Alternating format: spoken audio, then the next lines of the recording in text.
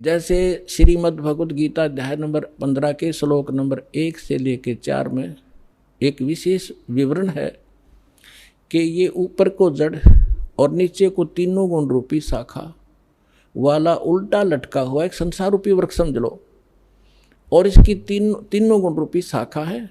इतना गीता ज्ञानदाता केवल इतना नॉलेज रखता है कि ऊपर ने तो जड़ समझो, और जड़ वो दृढ़ है, वो अविनाशी पोर्शन है जो मूल है इस संसार रूपी वृक्ष का, और उस मूल मालिक है जो जड़ है, उसी से सबको उसी का वो सभी का धारण पोषण भी वही करता है, क्योंकि पूरे वृक्ष को पेड़ को जड़ से ही आहार प्राप्त होता है, खुराक मिलती है। गीता अध्याय नंबर 15 के श्लोक नंबर 16 और 17 में 3 पुरुष बताए, सरपुरुष, अक्षर पुरुष, और 17वें श्लोक में कहा कि उत्तम पुरुष है तो अन्य, सरपुरुष और अक्षर पुरुष से कोई और है उत्तम पुरुष, श्रेष्ठ भगवान, और वही तीनों लोकों में प्रवेश करके सबका धारण पोषण करता है।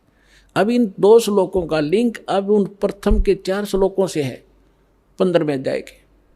तो इसमें बताया कि उल्टा लटका एक संसार रूपी वृक्ष है, और जो तत्वदर्शी संत की पहचान बताई है कि जो इस संसार रूपी वृक्ष के सभी विभागों को भिन्न भिन्न बता देगा, स वेदवित, वो तत्वदर्शी संत है। चौथे अध्याय के 34वें श्लोक में जो तत्वदर्शी संत के विषय में कहा है कि उसकी शरण में जा, उससे पूछ, वो उसकी पहचान बता दी कि उल्टे लटके संसार रूपी वृक्ष के सभी पार्ट्स बता देगा, स वेदवित, वो तत्वदर्शी संत है।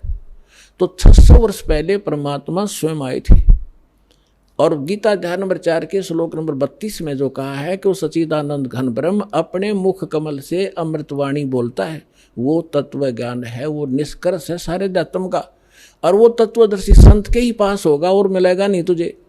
तो यहाँ परमात्मा ने 600 वर्ष पहले उस तत्वदर्शी संत की भूमिका, जैसी उनकी लीला है वो किया ही करते हैं।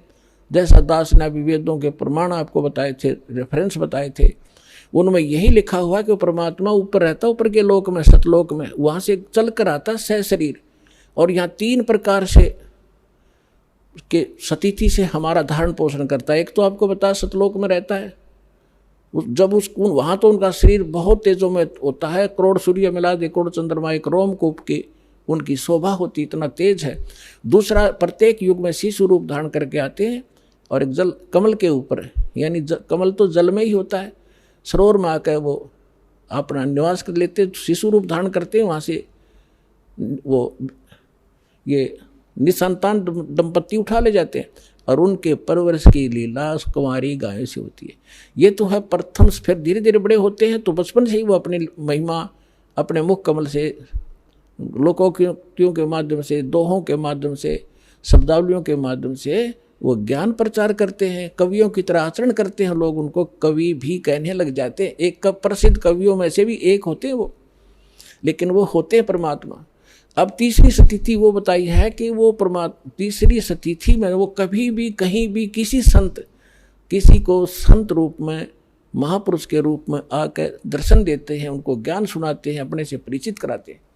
तो तीसरी स्थिति वाले महापुरुषों में से दास आपको बहुत बार बताते हैं, आदरणीय धर्मदास साहिब जी को मिले, आदरणीय मुल्कदास साहिब जी को मिले, आदरणीय नानक देव साहिब जी को मिले, आदरणीय दादू साहिब जी को मिले, आदरणीय मुल्कदास साहिब जी को मिले, आदरणीय गरीबदास साहिब जी गांव छुड़ानी जिला झज्जर हरियाणा वाले को मिले, आदरणीय घीसा दास साहिब जी गांव खेखड़ा जिला बागपुर हो गए उत्तर प्रदेश वाले को मिले, आदरणीय रामानंद जी, स्वामी रामानंद जी ब्राह्मण थे, 104 साल के, जो परमात्मा उस दूसरी टाइप की लीला कर रहे थे, शिशु रूप धारण करके 5 वर्ष की आयु में लीला कर रहे थे। 104 वर्ष के ब्राह्मण को सब वेदों और गीता से पराजित कर दिया था। तब उस महापुरुष ने परमात्मा की शरण ली थी, उनको सचखंड लेकर गए थे। इन सभी महापुरुषों को अपने से परिचित कराया था कि मैं कौन हूँ, जो तुम्हारे वेद बताते हैं मैं वही हूँ, और मैं ऊपर रहता हूँ, वहाँ से चल कर आता हूँ और यहाँ ज्ञान देता हूँ। तब उन महापुरुषों ने स्वयं देखा सचखंड में जाकर, फिर वापस छोड़ा उनको। तब रामानंद जी ने कहा था, तुम साहेब तुम संत हो, तुम सतगुरु तुम हंस, और गरीबदास तेरे रूप बिना और न तुझा अंश। तुम ही साहेब हो, तुम ही सतगुरु हो। साहेब तो भगवान हो ही, आप सच्चा ज्ञान देने वाले सतगुरु भी आप ही हो, और आपके अंदर एक भगत के लक्षण है। आप जैसे परमात्मा आए थे कबीरदास, हमारे लिए एक रिहर्सल करके छोड़ गए कि यहाँ बकवाद नहीं चलेगी, जितना अधीन होगे भगवान उतना निकट आपका होगा। अधीनी के पास है वो पूर्ण ब्रह्म दयाल, मान बड़ाई मारियो बेअदबी सिरकाल।